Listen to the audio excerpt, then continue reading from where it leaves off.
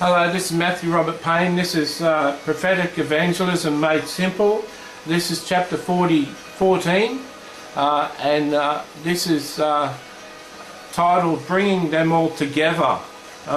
Okay, so we've discussed what prophecy is, we've discussed what word of knowledge is, and we've discussed what word of wisdom is.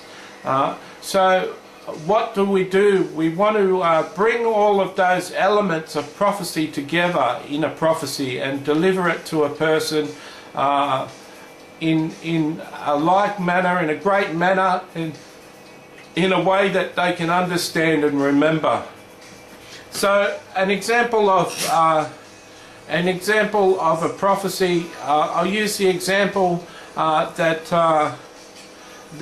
I've used before, that when I shared with the man that his brother was dying of cancer, that was a word of knowledge. The fact that his brother wanted to contact him and his mother had said no was a word of knowledge. The fact that his brother wanted to make peace was sort of a word of knowledge and sort of prophecy. And you should get in contact with your brother because he wants to make peace with you was a word of wisdom. And your brother loves you and wants to make peace with you before he leaves this earth was both a word of knowledge and prophecy.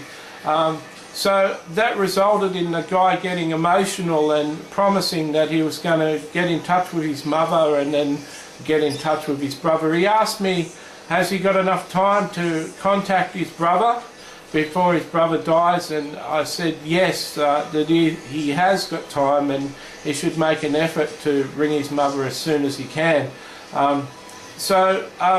Each prophecy that you deliver mightn't have each element of the prophetic gifts in it, but it's handy if they do have words of knowledge in it and prophecy in it, or words of knowledge and words of wisdom. A tremendous prophecy has the whole three elements in it, and it's substantial. There's a certain amount that a person is able to bear and remember when you deliver a prophetic word, and you've got to be mindful of that, not to say something that is too much for him to remember and too much for him to handle, and we'll deal with that later. So wouldn't you like to have someone pepper you with a whole lot of words of knowledge, like they tell you a whole lot of things about yourself? A total stranger tell you a whole lot of things about your life now and your past life and things that have happened in your thing. They're all sorts of things that you don't have to remember. They're just evidence that you're hearing from a supernatural source. Now, clairvoyants can do that, and mediums can give you information about your life, people in your life and people around your life, and your life's current circumstances and your life's past. Clairvoyants are very good at using a spirit guide or a demon to deliver this sort of information to people, and people are amazed that the medium or clairvoyant knows them, the psychic knows them, and knows all this information about them, and it sort of suckers a person in to go back time and time again. So Satan knows words of knowledge are important. So one of the most effective, like I've said, and I'll say it so many times, one of the most effective parts of a prophecy of words of knowledge. So once you've established words of knowledge and established yourself as a supernatural voice in the person's life, then it's time to move on to words of wisdom, directions and prophecy about their life now and their future.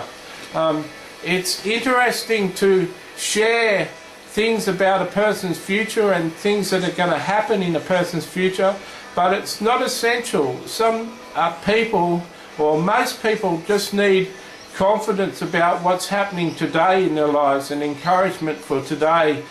Not every person that I give a prophecy to do I talk about the future. In fact, I'd say only 20% of the prophecies I give talk about the future with people. Most of the prophecies I deliver on Facebook, on a group that I help run, are talking about a person's life, where it is right now, and it's talking about what God wants them to know right now. Only about 20%, I'd say, of the prophecies I deliver talk about a person's future. So God is very interested in us, and He's interested in our lives and our futures, but it's our life that we live today that's going to affect our future. And God is very